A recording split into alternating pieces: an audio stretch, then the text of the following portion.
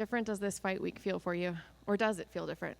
It doesn't feel too much different. I think the only thing that really feels different is being in a ballroom versus being at the Apex. What about fight week? Did it feel, fight camp, did that feel different for you? Did you do anything special? Yeah, special in different ways. I just think the energy at fight camp was a bit different. We finally got to start to prepare for a title fight. I think vibes were really high in training camp. A lot of smiles, a lot of good times, a lot of like enjoying the preparation and, just positivity, really. Yeah. Talk to me about that moment you got the phone call. Wow. I was having one of the roughest days of my life. I was in the middle of some legal stuff, and my phone rang, and it was the UFC. And they're like, "Hey, how's your day going?" And I said, "Terrible. What's going on?" And they're like, "Well, hope this makes your day a little bit better. You're going to be fighting Alex October 5th in Salt Lake City." And my day turned around within the matter of seconds. And yeah, it was just all smiles from that moment on. When you saw them calling, was it like a gut, like, oh no, what's Yeah, wrong? I was like, come on. Like, this is the last thing that I was expecting. Yeah, going through what I was going through, and it was gut-wrenching, but it ended up being for the best. Yeah. I know you've talked before about, people online, what people say online, haters and that sort of thing. And obviously there was some backlash after the announcement, but were you able to kind of spin it in a positive way? Almost like this is motivation, everyone's counting me out. Or did you not listen to it at all? I didn't pay attention. I got no space. I got no time for other people's opinions. I mean, like, look, I'm fighting for the title on Saturday, and as soon as I got the news, that was all that I've been focused on. So if it upsets people in this, like, it's none of my business. My business is to do, what the UFC called me to do. So everyone's gonna have opinions even after this, but I can't let it be my concern. I know, going back to you on the regional circuit and you fighting and just starting your career, I imagine you thought about this moment. Does it live up to the way you kind of imagined it all those years? I didn't expect it happening the way that it did, right? It's crazy how everything unfolded. I would say I'm happy that I'm in the position that I'm in right now with this title fight coming up. What I mean is, like, I'm happy that I got this call and this opportunity, and I'm prepared for it, and I feel it. Like, it doesn't feel like a lucky thing, and I didn't have to scrounge and get ready. Like, I've been prepared for this. I've been saying it. I've been working for it, and now it's here. What do you expect in there? What do I expect in there? I expect to become the champion, 100%. How do you see yourself matching up against him? I know obviously you're going in with confidence, but what kind of fight are you expecting from him? It's really hard to say. I'm not expecting a certain type of fight. I'm going in there focused. I'm going in there determined, aware. A lot of this camp and a lot of my coaching and mentorship and stuff is really just been about me and focusing on me. I can't get lost in the lights of everything else. So I don't know what to expect, but I'm prepared for it all. Have you seen him this fight week at all? Not yet. Are you excited to see him for the first time? Excited is not the word to use, but I know it's bound to happen. And when it does, I mean, it happens. It's not really like a feeling of excitement. It's like, it's inevitable. So when it happens, however I feel inside is how I feel. Thank you. Mm-hmm. Khalil, other side. I don't know if you saw, but there was a clip going around yesterday of Anderson Silva in a media scrum in 2015 joking about how you knocked him out in training camp. And then he circled back and he said, I think you were 2-0 at the time, and he said that you were going to be a future champion all the way back in 2015. He was saying this. So I know you've envisioned like getting the belt and everything, but do you just think of that time too, and like people like Anderson have been calling you a future champ for 10 years at this point? I think about those moments a lot, especially when those moments of doubt creep in, like self-doubt. I think we all deal with that a little bit, especially when we're going, after big things. And I remember that, people like Anderson have been saying this when I only had 2 fights. There was something that they saw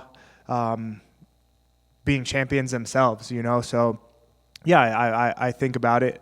I appreciate those moments. I love that they're out there and they're a part of my story, so that when I do become champion, it's just like it just all aligns, What's it like when, because like, it's one thing to have like your coach, your training partner say future champion, but have a guy like Anderson Silva say you're going to be a future champion at 2-0, 3-0. Did you feel pressure at some point? Like, how do you compartmentalize a guy of that stature saying that to you so early in your career?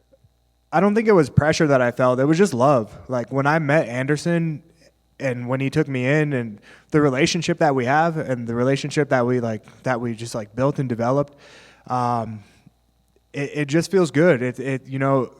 Obviously he's done what he's done, and he's always going to be my all-time favorite fighter. I aspire to have a career like his. And he'll always be like a huge source of inspiration for me, especially in the MMA world.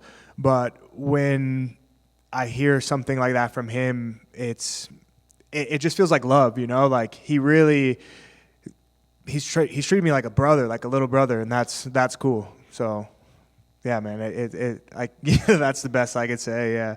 And then, like, just kind of looking at your story, because, like, we've been covering you for so long, and, like, you did your post-fight interview in the Apex, and you say, like, you can use me, like, I don't want to run from this or hide from this, and then your countdown came out, and I bet there's a ton of new fans that had never seen you fight or didn't know your story or about your father and everything. Did you kind of see, like, this bump up in, like, not interest, but, like, people reaching out to you that maybe had never seen you fight or didn't know your story? They were just kind of, they only watch pay-per-views, and that's it, but now they've discovered who you are.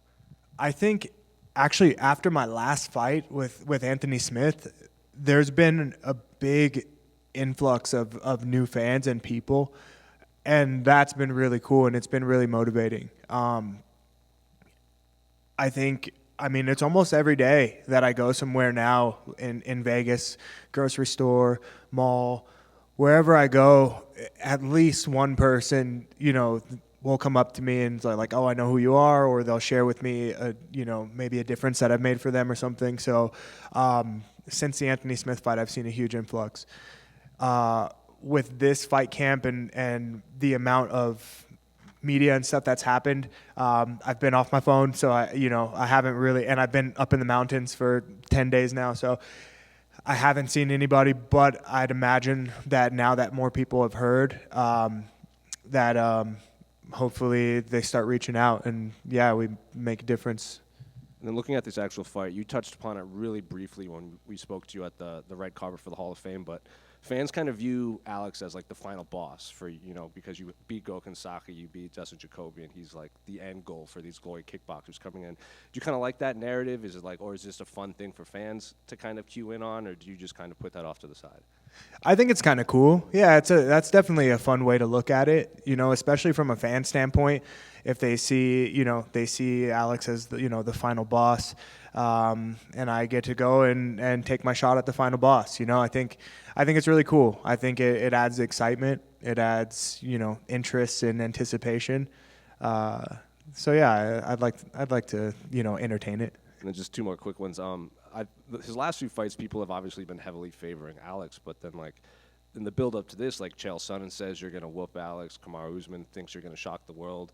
Israel is obviously siding with Alex, but it seems a lot more 50-50 in terms of your fellow fighters, not fans and pundits. So I guess, do you think they're just tired of seeing Alex at the top, or do you think this is generally like they see your skill set and they go, you're the guy that can beat Alex?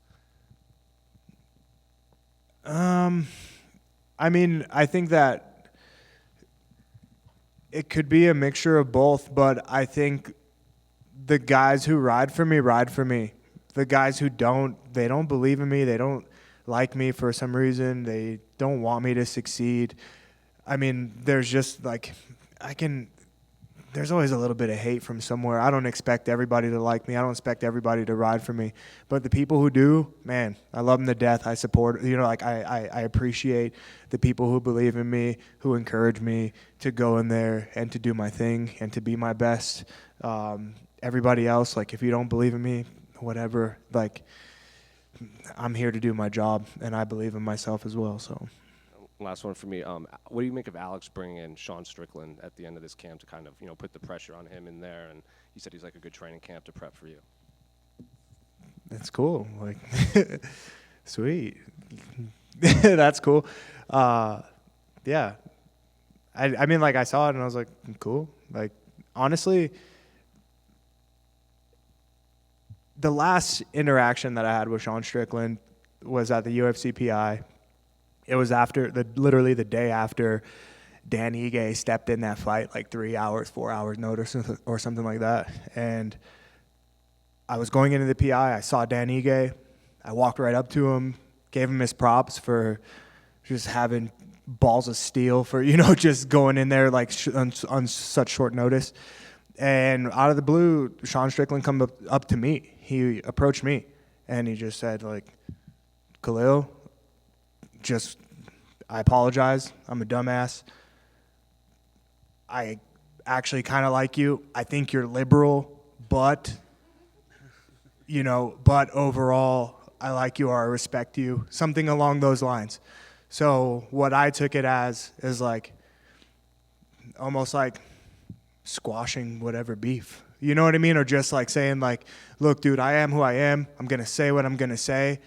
But I'm coming here to personally shake your hand, tell you, I think you're a liberal, but, to a certain level, I respect you. You know what I mean? It was like that. So I took it as like, okay, you're coming here to kind of make the peace. And I left it at that. So now anything moving forward, like anything that's said or whatever, I got that stored in my memory bank. So I know that there's really no issue. It's really just talk, and I won't concern myself with it, Yeah. Khalil, could you give us some insight into this super secret move that you've got cooking up? It's a super secret. I'm excited to see it, though. Do you think you can pull it off? It's honestly like one of those things that it presents itself, I can't go searching for it. I can't go hunting for it. It's when the opportunity comes, if it's there, if it's forced, it won't necessarily work. Like the piece has got to be there. So it's possible. It's possible to happen against anyone. Yeah.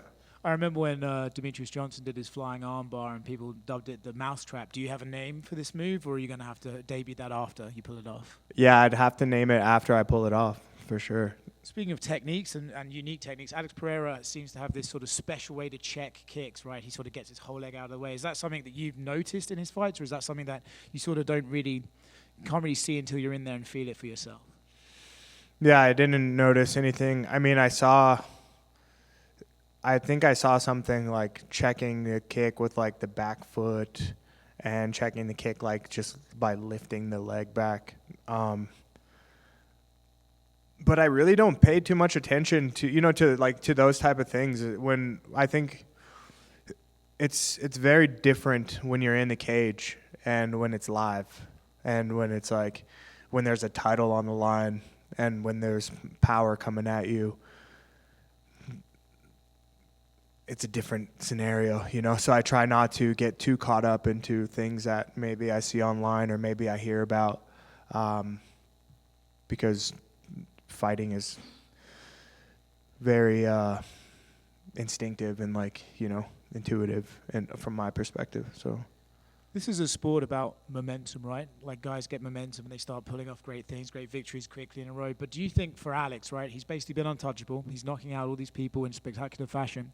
Do you think there could be a point where momentum parlays itself into overconfidence and perhaps he comes in, he's like, oh, I'm fighting a kickboxer. I'm amazing at kickboxing. I can just knock this guy out. And do you think there's a chance that maybe he could come into fights overconfident and that's something you could exploit?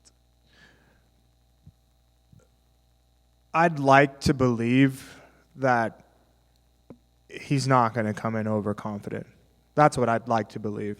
I'd like to believe that he's coming in his very best. I know that momentum can be a great thing.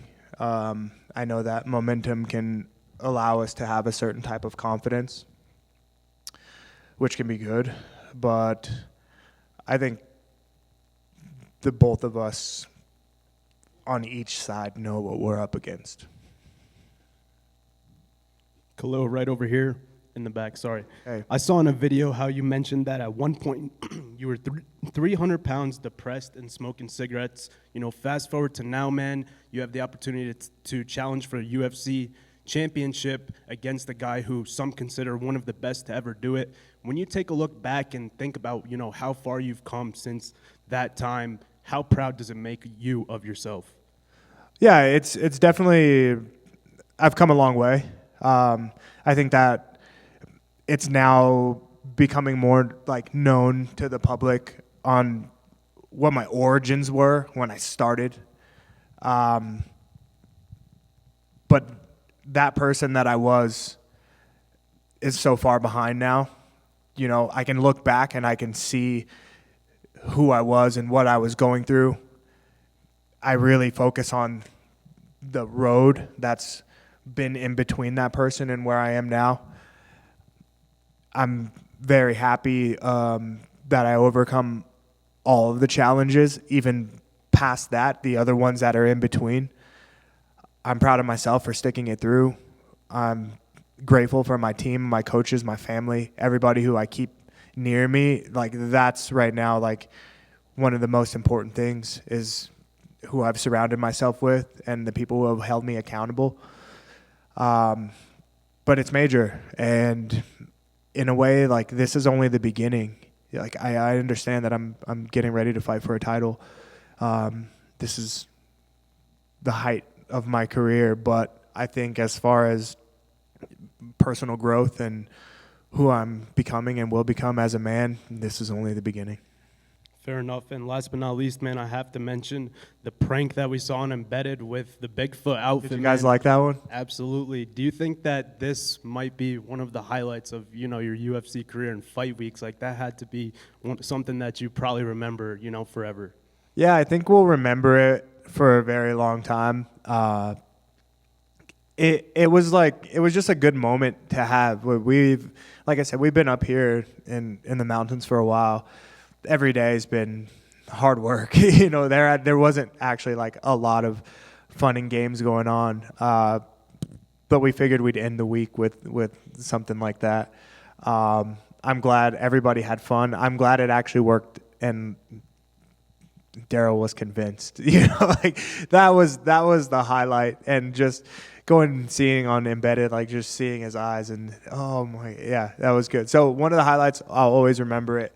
And I think it might be the beginning of maybe a series of fight camp pranks.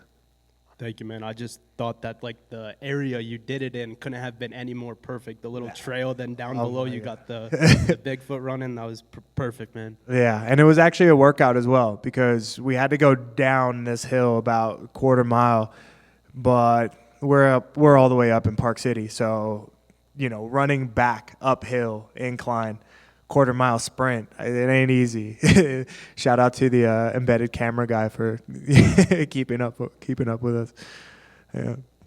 Khalil, I wanted to circle back around a couple times. You mentioned kind of embedding yourselves up in the mountains and training in Park City and whatnot. Did you spend a little extra time trying to get altitude adjusted and that kind of thing? Is that sort of what you're referring to, or? Yeah, I came up early. I wanted to make sure that I was as prepared as I can be.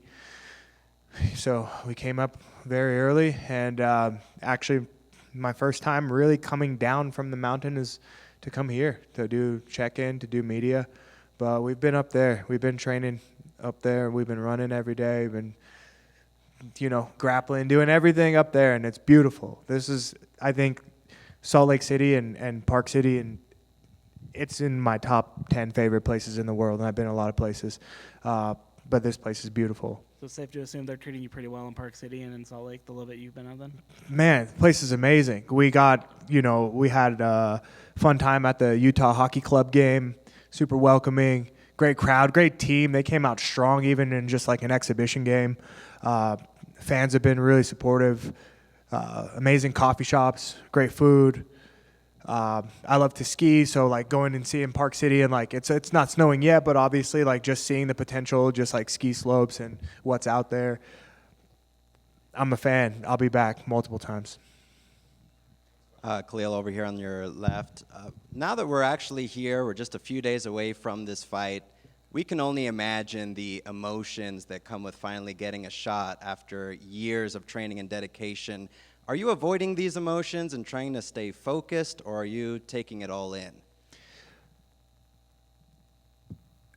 I'm taking everything in, whether it's emotions or happiness. Like I'm just taking it all in. Emotions or lack of emotion, I think I'm embracing the moment. I'm just trying to stay positive and stay grateful and happy. I mean, it's not every day that I get to headline a pay-per-view and fighting for a title. So I make sure that every day when I wake up, in the middle of the day and when I go to bed, I'm just grateful for the moments. Grateful for where I'm at. It's an appreciation thing. And I think that's what's helping me to kind of like combat the emotions or put too much pressure on myself. I'm just happy. I'm happy to be here. I'm happy to know that I'm prepared. I thank my coaches and my team for like just the dedication, so there's just a lot of positivity around all of this. And I think that's what's helping me to kind of combat any, nerves and all that stuff. They'll come when they come. I know they'll be there, but like now in the moment and up until now, everything, it's just been trying to just stay positive and keep my heart like full. Nice. And real quick, I don't know if you saw the other day, Alex Pereira dared you to publicly promise a portion of your fight purse to charity if you shoot for a takedown.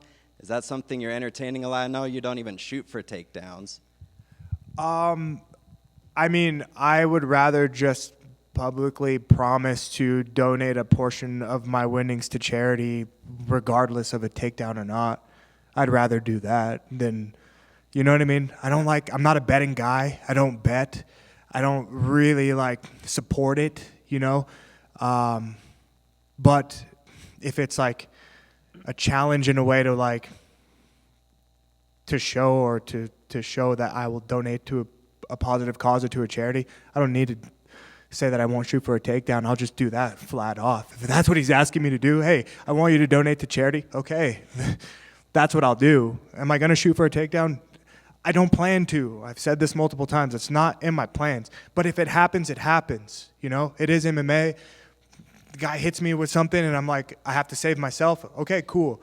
But my game plan is not to go in there and become a D1 wrestler or, everybody who watched me knows. That's kind of where I want to actually kind of say that to, I guess, set the record straight, because there's been a lot of talk around this takedown and this and that. The main thing that I was trying to say, my whole career, everyone has known me for pretty much my striking and my striking style. What I was trying to say is, don't expect anything different just because it's a title fight and just because I'm going against Alex, who's also a striker. Don't expect anything different. Expect me. Expect who you've always seen. Now, if something happens, I get damaged, and there's no choice but to, shoot a takedown. Okay, maybe that happens, but that's my game plan, and who I am hasn't changed. I'm not a wrestler, so don't expect me to go in there diving for legs for 5 rounds. That's kind of the main thing. But then it turned into like this challenge and this and that. No. So I will, no matter what, takedown or not, I'll donate a portion of my winnings to a charity in Las Vegas, because that's my home and that's where I plan to bring the belt back home to. And there are a lot of places there that, or a lot of like foundations and stuff there that could use help. So challenge accepted. Thanks, man. Yeah.